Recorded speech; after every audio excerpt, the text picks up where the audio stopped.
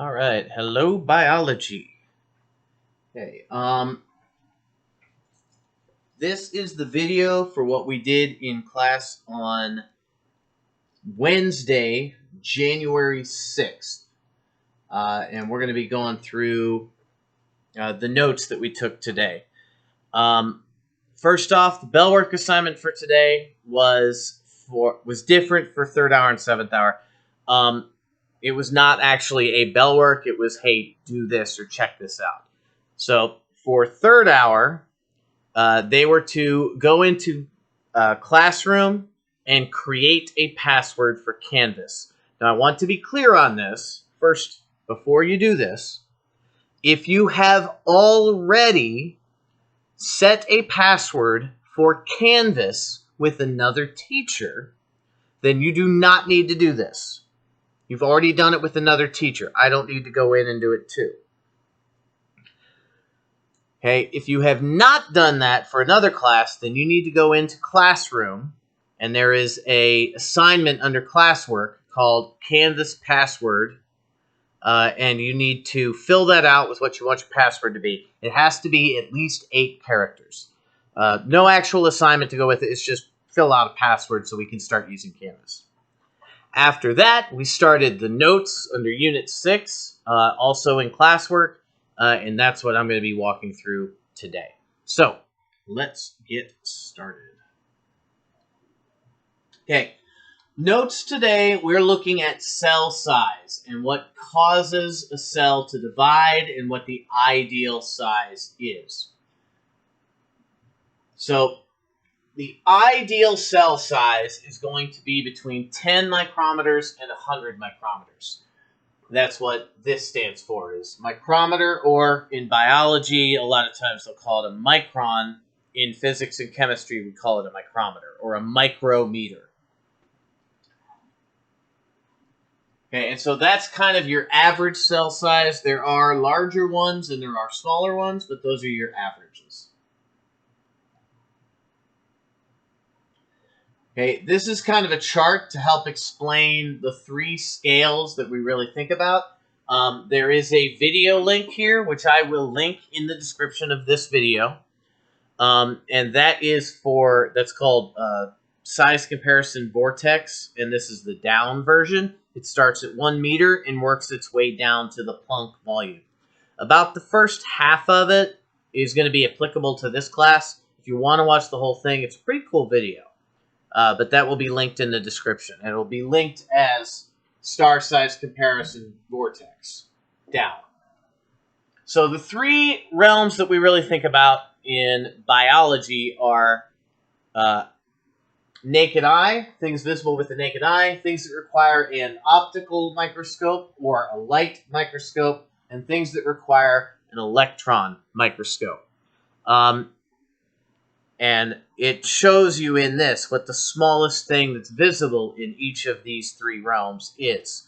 I think a human egg is about the smallest thing that you can actually see with your naked eye. And then down like influenza, a bacteriophage, those are some of the smallest things that can be seen with an optical microscope. And then an electron microscope can see, where's my finger at? There it is. An electron microscope can actually see individual atoms down to a point. It cannot see really small atoms, but most atoms it can pick out. So that's just kind of a comparison. You can watch the video. It's not required, but it's a cool video. All right. 2 main reasons for cells to stay small. The first one is going to be the nucleus. Okay, the nucleus is only capable of controlling a certain amount of information.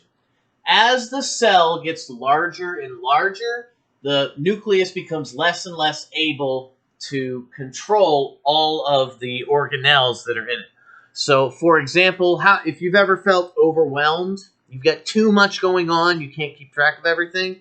When a cell gets to that position, it can divide so that it can actually, it's when it starts getting overwhelmed. Small cells don't have that problem. Large cells do. So that's another reason why a cell might try to stay, or that's the first reason. We haven't talked about the others yet. That's the first reason why a cell would prefer to stay small. The other reason has to do with the cell membrane. So the cell membrane is only capable of moving so much material in or out. Okay, and that depends on the surface area of the cell. Okay, it needs to remove waste products and it needs to take in nutrients. Kind of like you. You have waste that you have to get rid of from your body, and then you have nutrients that you have to take in when you eat. Okay, cells all have to do that same process. They take in nutrients and they expel waste. Okay, the problem is that as the cell's size increases, the volume of the cell increases faster than the surface area of the cell. And so it starts producing waste faster than it can get rid of it if it gets too big. Likewise, it starts consuming nutrients faster than it can take them in if it gets too big. So both of those would make a cell want to stay small as well.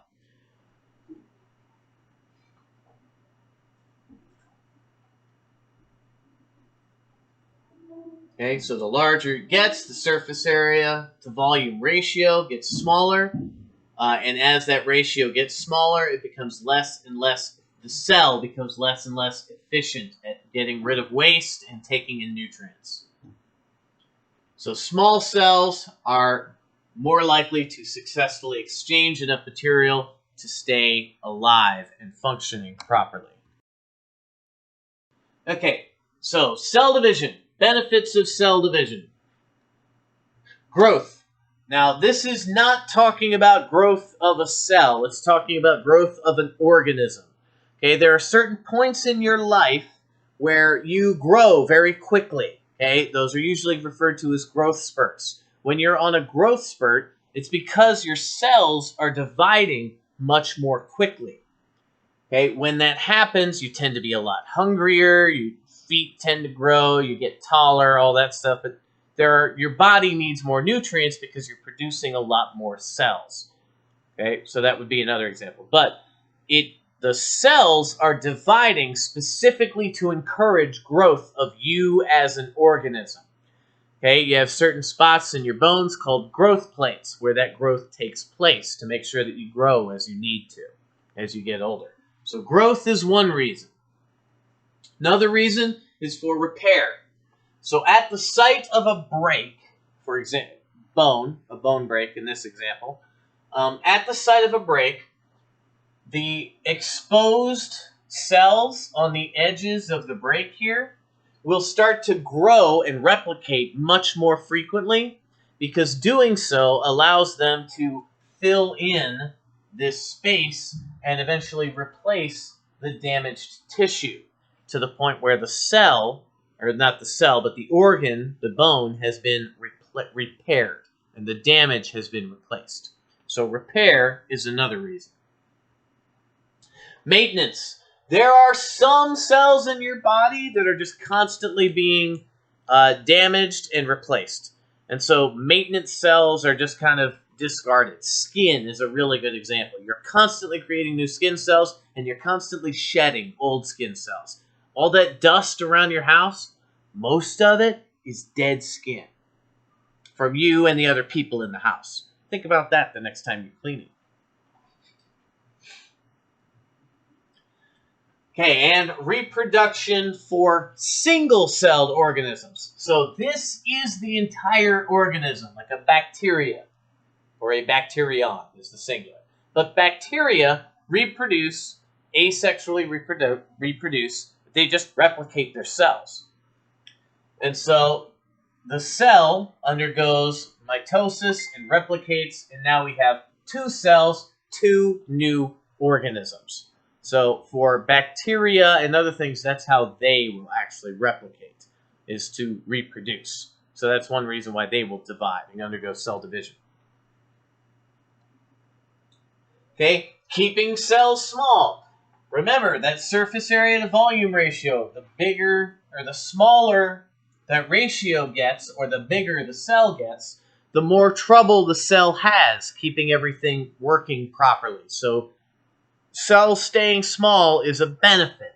And so cells will replicate or will divide to prevent that cell from getting too large.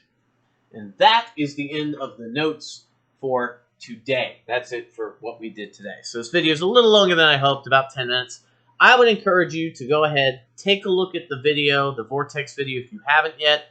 Feel free to go back through this at any point. I'm going to try and post a video every day that we take notes, and there will just be a description note if we don't take notes. So, for future reference if you miss more days. Hope you guys have a wonderful night, and I will see y'all hopefully back in class soon.